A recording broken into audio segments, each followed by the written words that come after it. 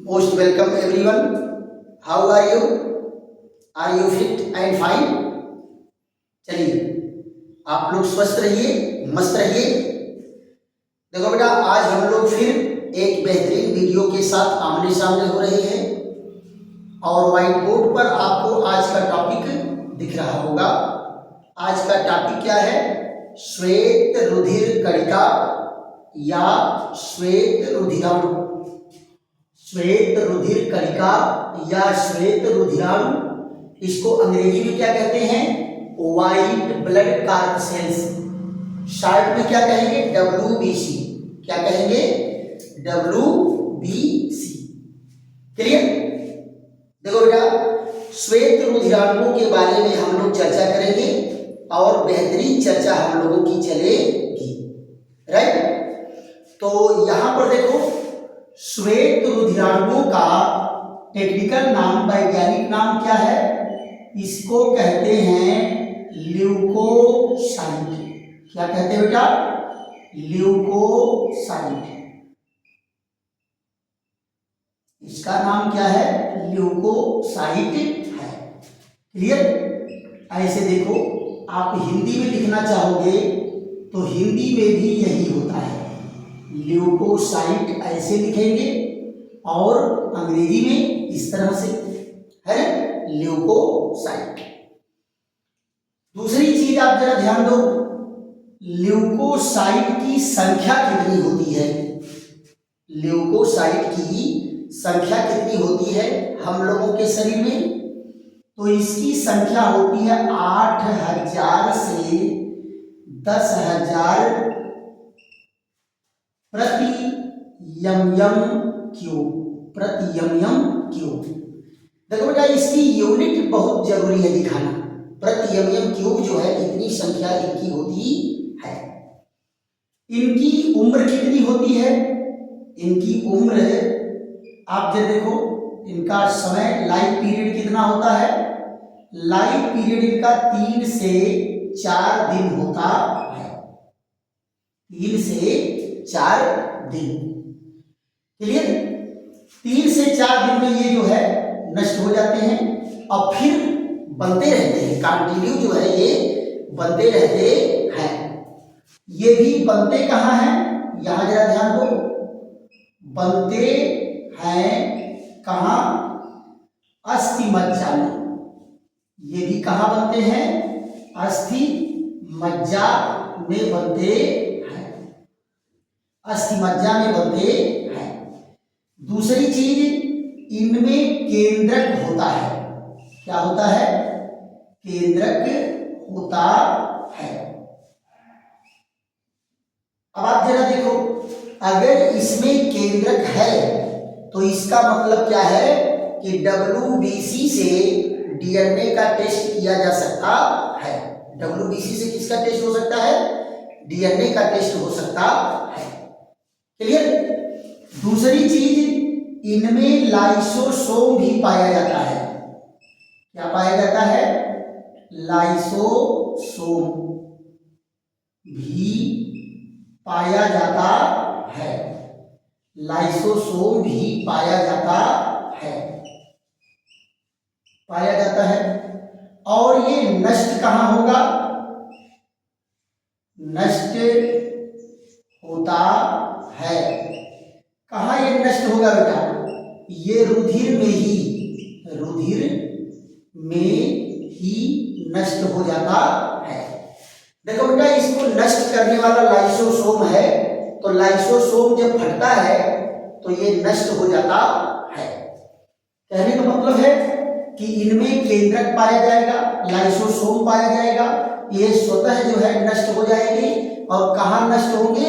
Blood में ही नष्ट होते हैं। अब आप कहोगे कि नष्ट होगा तो होगा क्या? इनमें बेटा 2 सफाई कर्मी लगे हैं, आगे चर्चा हम करेंगे। ये सफाई कर्मी लगा है, मोनोसाइट। मोनोसाइट इन सबको खा करके जो है बराबर कर देता है। तो ये चीजें हैं। तो यहां पर जरा देखो, इनकी उत्पत्ति अस्थि मज्जा में हुई और ये नष्ट कहाँ हुए? रुधिर में नष्ट हुए। और इनका शेप कैसा होता है? आकृति, जरा इनकी आकृति देखो तो आकृति इनकी जो है अनिश्चित होती है, आकृति इनकी अनिश्चित होती है, वैसे जैसे अमीबा में। ये अमीबॉइड सेल कहलाते ही हैं। जैसे अमीबा अपना रूप बदलता रहता है वैसे इनके भी रूप बदलते रहते हैं। सो इनकी आकृति क्या है? अनिश्चित होती है। आकृति कैसी होती है? अनिश्चित होती है। दूसरी चीज, ये कार्य क्या करते हैं? कार्य क्या करते हैं? ये प्रतिरक्षा का कार्य करते हैं। किसका कार्य करते हैं बेटा? शरीर की प्रतिरक्षा का कार्य करते हैं। और क्या करते हैं? ये बीमारी से बचाते हैं, बीमारी से बचाते हैं। अब बीमारी से कैसे बचाएंगे, आगे हम लोग इस पर चर्चा करेंगे। बीमारी से बचाते हैं, राइट। तो ये इनकी जो है सामान्य जानकारी है। अगर बेटा ये WBC की मात्रा कम हो रही है तो आप बीमार पड़ोगे तो जल्दी ठीक नहीं होगे, है ना। बीमार पड़ोगे जल्दी ठीक नहीं होगे, कमजोरी बहुत ज्यादा आएगी, क्लियर। और जल्दी जल्दी बीमार पड़ोगे, जल्दी जल्दी बीमार पड़ोगे। कोई भी बीमारी हो, ध्यान दो बेटा, जो HIV इन्फेक्शन होता है वो आपके व्हाइट ब्लड कार्सेल्स को ही प्रभावित करता है। इसमें जो T लिम्फोसाइट होता है उसी को प्रभावित कर देता है। और T लिम्फोसाइट क्या करता है? पहचानने का काम करता है, रोगाणुओं को पहचानने का काम करता है। अब जरा बताओ, रोगाणुओं को पहचानने वाला ही नहीं रहेगा तो बॉडी उसके अगेंस्ट में एक्शन कैसे लेगी? तो जो भी बीमारी आपके शरीर में आएगी वो आपको प्रभावित करेगी और आपके लिए घातक सिद्ध हो जाएगी। तो ये जो है प्रतिरक्षा भी करता है और हमें बीमारी से भी बचाता है। अब बात ये आ जाती है कि इनका वर्गीकरण अगर हम लोग स्टडी कर लें कि इनका वर्गीकरण कैसे होता है। यहां देखो वर्गीकरण, तो श्वेत रुधिराणुओं को हम दो कैटेगरी में डिवाइड करते हैं, क्लासिफिकेशन, वर्गीकरण, क्लासिफिकेशन। तो यहां जरा देखो WBC को दो कैटेगरी में डिवाइड किया गया है, दो कैटेगरी में डिवाइड किया गया है। पहली कैटेगरी क्या है? कणिकामय, कणिकामय श्वेत रुधिराणु, कणिकामय श्वेत रुधिराणु या रुधिर कणिका। ये कणिकामय का मतलब क्या होगा बेटा? अंग्रेजी में इनको क्या कहते हैं? ग्रैन्युलोसाइट, ग्रैन्युलोसाइट। और यहां क्या होता है बेटा? ये कणिका विहीन, कणिका विहीन श्वेत रुधिराणु, कणिका विहीन श्वेत रुधिराणु, कणिका विहीन श्वेत रुधिराणु। इसको क्या कहते हैं बेटा अंग्रेजी में? एग्रैनुलोसाइट, एग्रैनुलोसाइट कहते हैं। बेटा देखो, जब दोनों को स्टेन किया जाता है, स्टेन किया जाता है तो इसमें जो है इनमें दानेदार रचनाएं दिखाई देती, पार्टिकल लाइक रचना इनमें दिखाई देती है। तो जिसमें जिसमें पार्टिकल के समान रचना दिखाई देती है उन सबको हम क्या कहते हैं? ग्रैनुलोसाइट। और जिसमें नहीं दिखाई देती है वो क्या होता है? एग्रैनुलोसाइट होता है। तो ग्रैनुलोसाइट में जरा देखो कौन कौन से होते हैं। एक होता है न्यूट्रोफिल, न्यूट्रोफिल है, न्यूट्रोफिल। दूसरा कौन है? बेसोफिल है, कौन है? बेसोफिल है। और तीसरा कौन है? इसको कहते हैं एसिडोफिल, क्या कहेंगे, एसिडोफिल, या इसका एक दूसरा नाम होता है इयोसिनोफिल। कौन होता है, इयोसिनोफिल, है ना। अगर बात करेंगे श्वेत रुधिराणुओं में ये सबसे अधिक होता है, सबसे अधिक श्वेत रुधिराणु कौन है, ये है 65% के लगभग जो है अकेले होता है। और ये बेसोफिल जो है ये सबसे कम होता है। बेसोफिल क्या होता है, सबसे कम, 1% के आसपास ये होता है। क्लियर। फिर उसके बाद क्या जाता है, इसमें जरा देखो कणिका विहीन वाले में, कणिका विहीन वाले में 2 है, कणिका विहीन वाले में क्या है, 2 है। पहला कौन है, पहला कहलाता है मोनोसाइट, मोनोसाइट। और दूसरा कौन है, दूसरा कहलाता है लिम्फोसाइट, दूसरा कौन है, लिम्फोसाइट, लिम्फोसाइट। ये देखो ये कौन है, ये सबसे बड़ा है, ये व्हाइट ब्लड सेल में सबसे बड़ा है। और व्हाइट ब्लड सेल नहीं, जितने ब्लड कार्ड सेल्स हैं, चाहे आरबीसी हो, चाहे प्लेटलेट्स हो, चाहे व्हाइट डब्ल्यूबीसी हो, ये सबसे बड़ा है, मोटा तगड़ा पहलवान है। क्यों, क्योंकि सबसे ज्यादा खाता भी यही है। जितने भी बैक्टीरिया बैक्टीरिया जो भी डेड मटेरियल होते हैं ब्लड के अंदर, सबको यही खा पी करके सफाई करता है। तो जब ज्यादा खाएगा तो ज्यादा मोटा बड़ा रहेगा भाई। और ये कौन है, ये है सबसे छोटा, सबसे छोटा डब्ल्यूबीसी कौन है, ये लिम्फोसाइट है। तो ध्यान दो बेटा, व्हाइट ब्लड सेल कितने हो गए, 5, 1 2 3 4 5। क्लियर।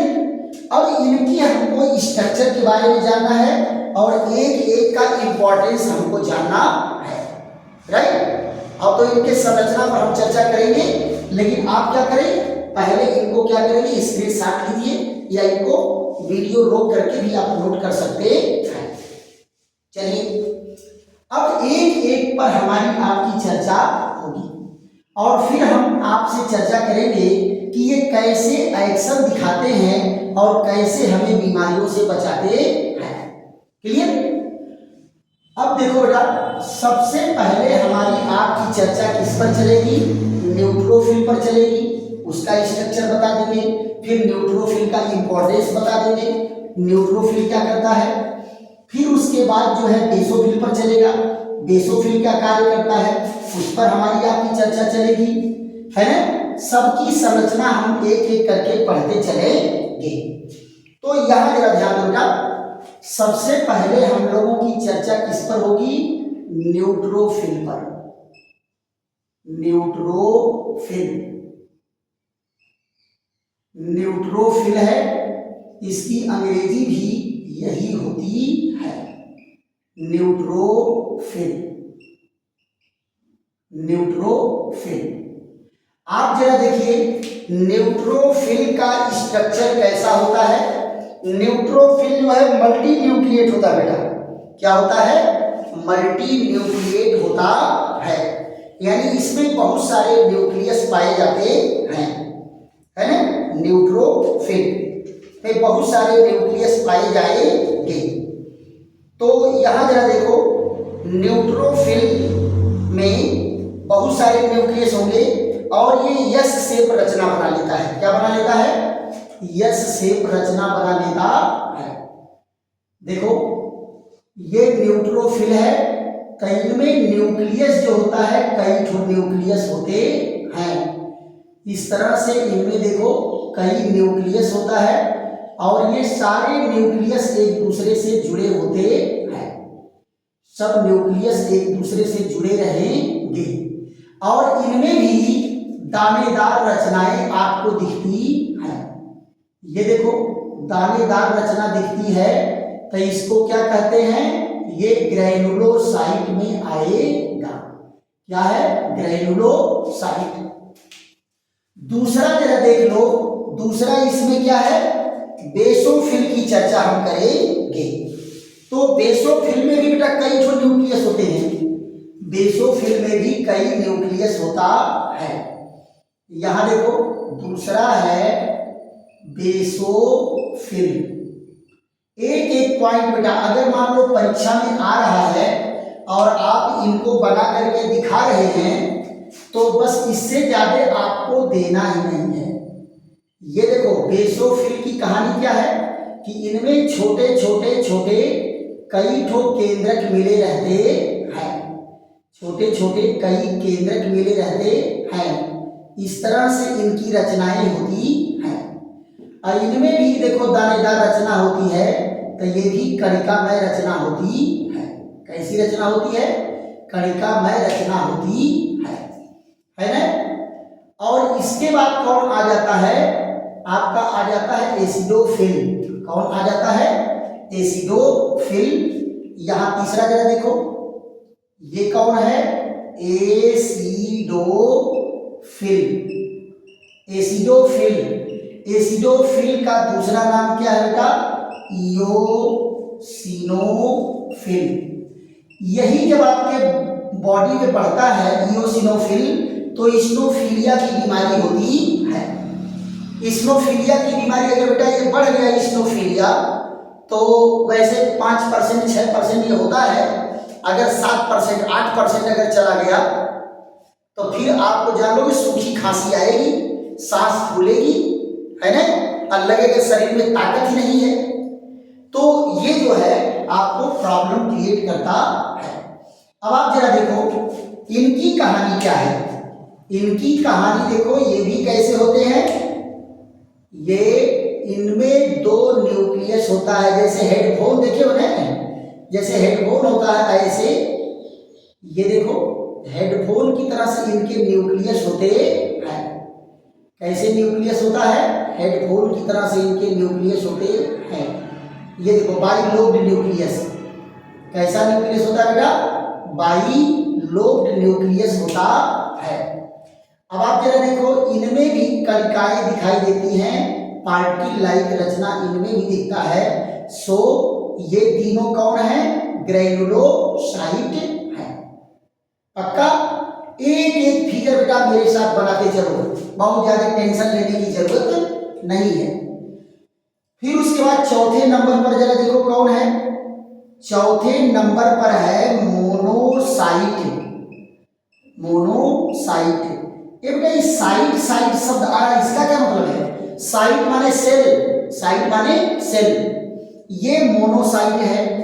तो मोनोसाइट की कहानी क्या है, ये तो सबसे बड़का होता है, सबसे बड़का मोनोसाइट है। और इसमें जो केंद्रक होता है, इसमें केंद्रक होता है किडनी शेप। कैसा केंद्रक होता है, किडनी शेप केंद्रक होता है। ये देखिए किडनी शेप केंद्रक है और इनमें जो है कणिकामय रचना नहीं पाई जाती, इसलिए ये कैसा है, ए ग्रेनुलोसाइट है। अब सबसे बड़ा काहे होता है, क्यों, क्योंकि इसका खाने का भोजन बहुत जबरदस्त उठाता है, जौने पाए खराब चीजों को खाओ करके सब बराबर कर देगा, तो इसलिए खा पी करके मोटा के एकदम तगड़े रहते हैं। 5वें नंबर पर जरा देख लो बेटा क्या है, 5वें नंबर पर है आपका लिम्फोसाइट। 5वें नंबर पर क्या है, लिम्फोसाइट। लिम्फोसाइट होता है। अब आप जरा देखो ये होता क्या है, ये व्हाइट ब्लड सेल में बेचारा सबसे छोटा होता है, व्हाइट ब्लड सेल में सबसे छोटा होता है और इसका केंद्रक जो होता है वो चंद्राकार होता है। ऐसा केंद्रक होता है, चंद्राकार केंद्रक होता है और केंद्रक इतना बड़ा होता है कि सेल का ज्यादा से ज्यादा भाग जो है केंद्रक के द्वारा ही कवर होता है, राइट। तो ये जो है 5 प्रकार के व्हाइट ब्लड सेल हो गए। अब इनके काम पर अगर हम लोग चर्चा करें कि इनका काम क्या है, ये क्या कार्य करते हैं, तो ये जान लेना बहुत जरूरी है। देखो बेटा, ये क्या करता है, न्यूट्रोफिल। न्यूट्रोफिल जो है जीवाणु के प्रति सक्रिय होता है, जीवाणु के प्रति सक्रिय होता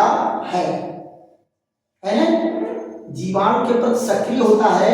कहने का मतलब है कि अगर जीवाणु आया तो ये फट से उसको पहचान करके उसके आदेश में एक्शन लेना शुरू कर देता है।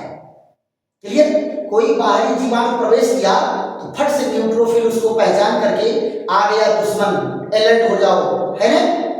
तो ये व्हाइट ब्लड सेल का दोनों कार्य करते हैं। जैसे जीवाणु अगर कोई प्रवेश किया तो जीवाणु को मार करके, नष्ट करके उनको मोनोसाइट खा के खत्म कर देगा। और अगर मान लो कोई विष पदार्थ अगर प्रवेश कर गया, कोई एंटीजन प्रवेश कर गया, तो विष पदार्थों के अपोजिट एंटी केमिकल बना करके, एंटीबॉडी बना करके उनको न्यूट्रल करने का प्रयास करते हैं। तो ये बीमारियों से लड़ करके हमें बचाने का प्रयास करते हैं। बेसोफिल का काम क्या है बेटा?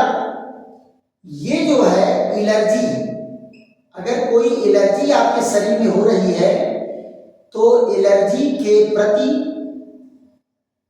ये सक्रिय होते हैं। अगर मान लो कोई एलर्जी अगर हुई तो बेसोफिल की संख्या बढ़ने लगती है उसको न्यूट्रल करने के लिए। ये जरा देखो, एसिडोफिल और इओसिनोफिल क्या करता है? इओसिनोफिल करता है प्रोटोजोआ के संक्रमण से बचाता है और त्वचा संक्रमण में ये बढ़ जाता है। पहला देखो क्या करेगा, प्रोटोजोआ के संक्रमण। अच्छा ये बताओ बेटा, प्रोटोजोआ कौन है? मलेरिया जो है, बुखार होता है तो उसमें मलेरिया का जो प्लाज्मोडियम है वो अमीबा ही तो है, प्रोटोजोआ ही तो है।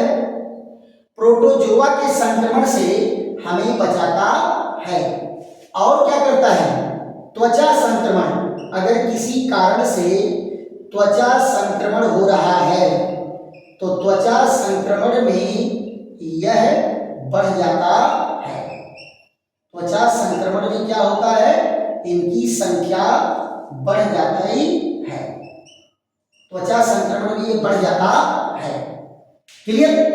और देखो, अधिकता में अगर इसकी अधिकता हुई, अधिकता में अगर अधिकता में क्या होगा? इस्नोफिलिया। क्या होता है? अधिकता में इओसिनोफिलिया की बीमारी हो जाती है। इओसिनोफिलिया बीमारी हो जाती है। अगर इसकी संख्या बढ़ेगी तो इस्नोफिलिया की बीमारी आपको हो जाएगी, जिसका लक्षण आपको बताए कि सांस फूलने लगेगा, दम फूलने लगेगा, सूखी खांसी आएगी तो लगातार आएगी, है ना। ऐसे मान लो मेज है, इसको उठाने का प्रयास करोगे तुरंत आ गई खोखी। तो ये जो है प्रॉब्लम होता है, मुझे भी ये प्रॉब्लम होता है कि नहीं। तो इसके लिए जो है हमेशा मेंटेन रखना पड़ता है। अब यहां जरा देखो, मोनोसाइट का क्या कार्य है? मोनोसाइट बेटा क्या करता है? सबसे बड़ी कोशिका होती है, घाव भरने में मदद करता है। पहला कार्य क्या करेगा? घाव भरने में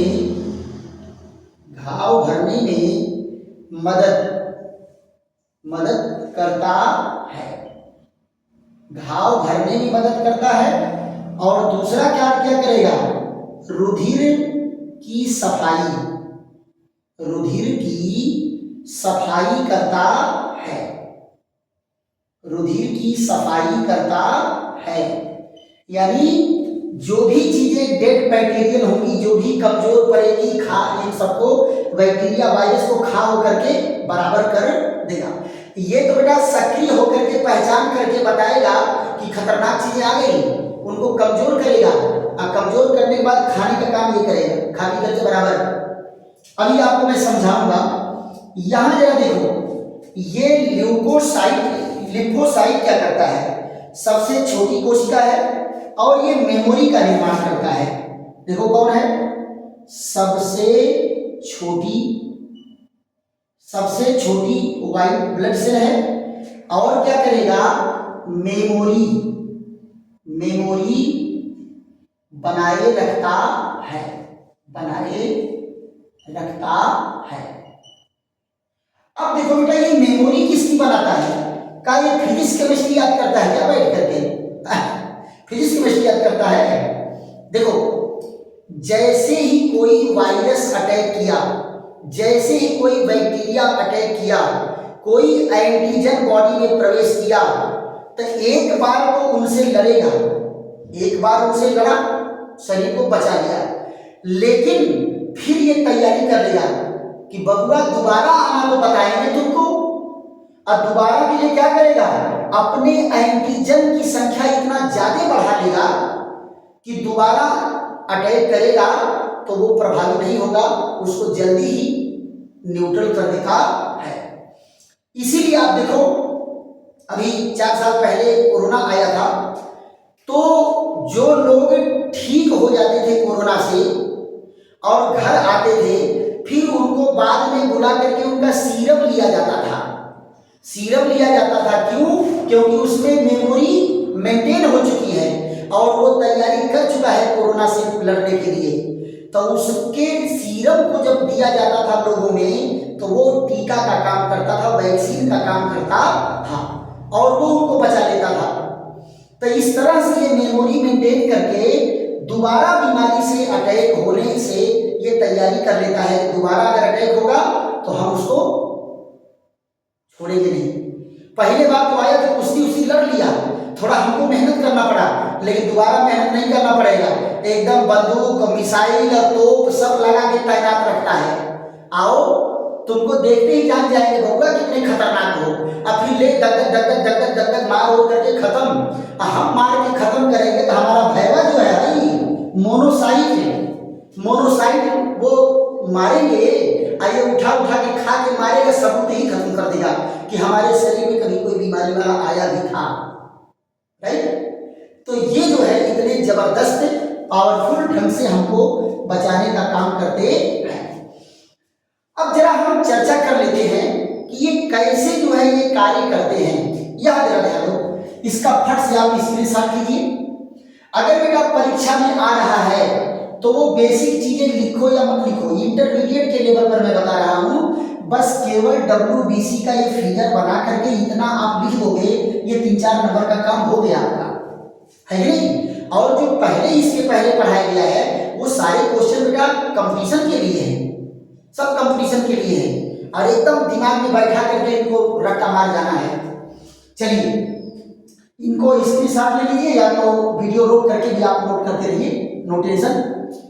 फिर इसके बाद जो है हम चर्चा करेंगे ये कैसे हमको बीमारियों से बचाता है और फिर उसके बाद जो है प्लेटलेट्स पर चर्चा चलेगी।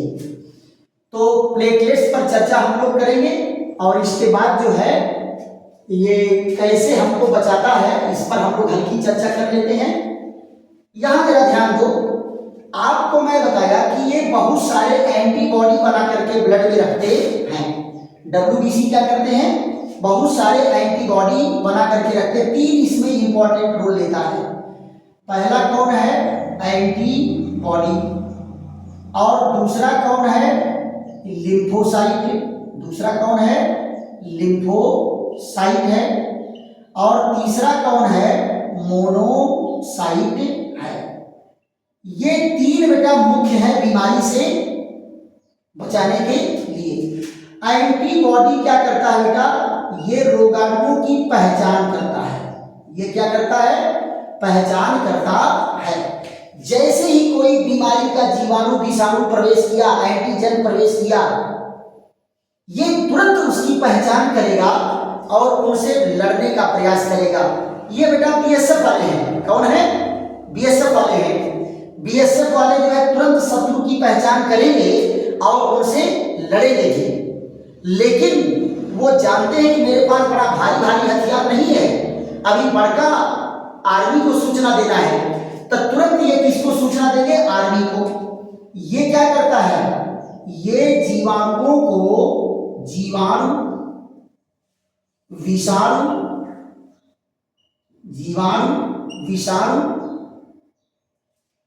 और एंटीजन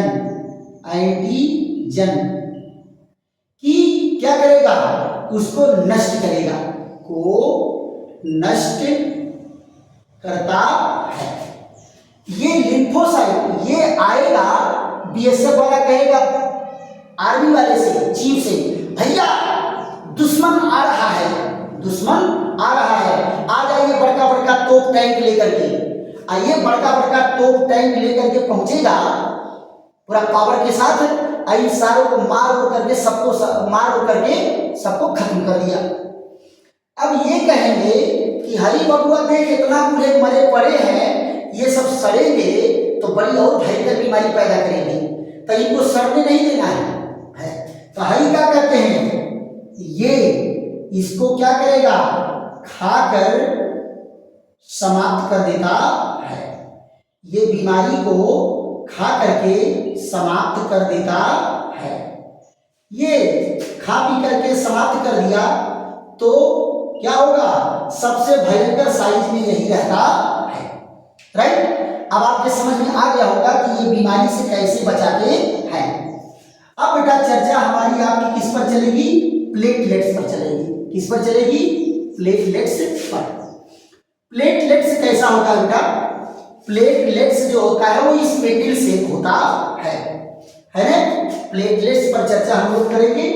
अब प्लेटलेट्स की आकृति कैसी होती है, ये आकृति इनकी होती है स्पेटिल शेप, यानी बीच में फूला किनारे पर पतला। तो यहां जरा देखो, ये है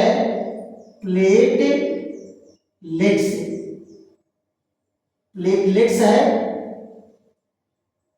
यहां देखो प्लेटलेट्स, ये प्लेटलेट्स है। इसका बेटा वैज्ञानिक नाम क्या होता है, इसका वैज्ञानिक नाम होता है थ्रोम्बोसाइट। क्या नाम होता है, थ्रोम्बोसाइट है ना। और हिंदी में इनको क्या कहते हैं, बिम्बाणु। क्या कहते हैं, बिम्बाणु है ना। इनकी संख्या कितनी होती है बेटा, 1.5 से कितना होगा, 4.5 लाख इनकी संख्या होती है। इनकी उम्र क्या होगा, वही चीज प्रति यम क्यूब। इनकी उम्र कितनी होती है, उम्र होती है 7 से 10 दिन। उम्र कितनी होती है, 7 से 10 दिन।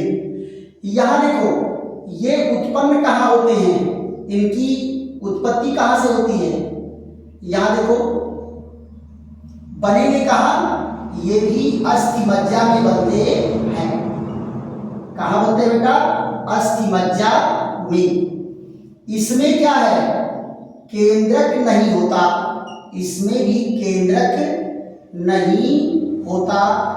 अब आप जरा देखो, केंद्रक नहीं होता तो इसका मतलब इनसे भी आप केंद्रक नहीं होगा, तो इनसे भी आप क्या करेंगे, डीएनए का टेस्ट नहीं कर सकते, डीएनए का टेस्ट नहीं कर सकते है ना, केंद्रक नहीं होता। और ये नष्ट कहाँ होते हैं, यहां जरा देखो, नष्ट होंगे कहाँ, रुधिर में नष्ट होते हैं। क्यों, क्योंकि लाइसोसोम पाया जाता है, लाइसोसोम पाया जाता है, लाइसोसोम पाया जाता है, इसलिए ये रुधिर में ही नष्ट होते हैं, रुधिर में ही नष्ट होते हैं। इनका कार्य क्या है बेटा, इनका कार्य है रुधिर को थक्का बनाना, रुधिर का थक्का बनाना। ये रुधिर का थक्का बनाता है, क्लॉट कर देगा। और दूसरा कार्य क्या करता है, ये शक्ति प्रदान करता है, शक्ति प्रदान करता है। ये इनका काम है प्लेटलेट्स का। और ये रचना कैसी होती है बेटा, ऐसे स्पिंडल शेप इनकी रचना होती है। अब केंद्रक इसमें भी नहीं पाया जाता, केंद्रक इसमें भी नहीं पाया जाता, स्पिंडल शेप इनकी रचना है, राइट। स्पिंडल शेप रचना है, केंद्रक पाया नहीं जाएगा, ये रचना इनकी होती है। क्लियर। अब आप जरा देखो, रुधिर में अगर आरबीसी की कमी है, आरबीसी की कमी है, देखो यहां पर आरबीसी कम, अगर आरबीसी कम है तो यहां क्या होगा, कार्य करने का मन नहीं करेगा, कोई भी कार्य करने का